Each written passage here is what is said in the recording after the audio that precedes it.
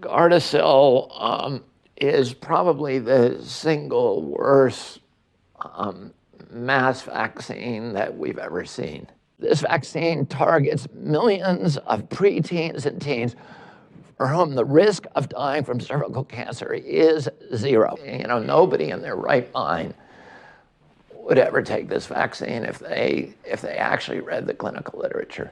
The death rates in the Gardasil trials were 37 times the death rates for cervical cancer.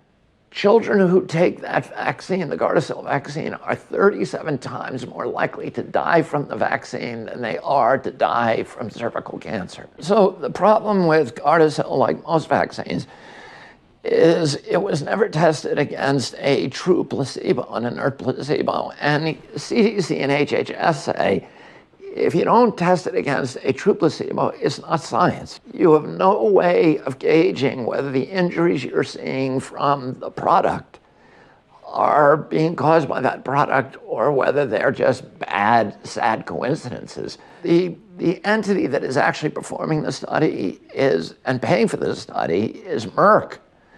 So Merck got to decide which injuries were being caused by Gardasil and which were just bad coincidences.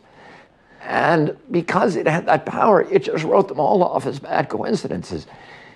You can do that when there's no placebo, because the injuries they were seeing in the control group, where the girls were getting aluminum neurotoxins, were identical to the injuries they were getting in the Gardasil group. So they said, well, we don't have to report any of these as vaccine injuries. They were able to license something that is insanely dangerous.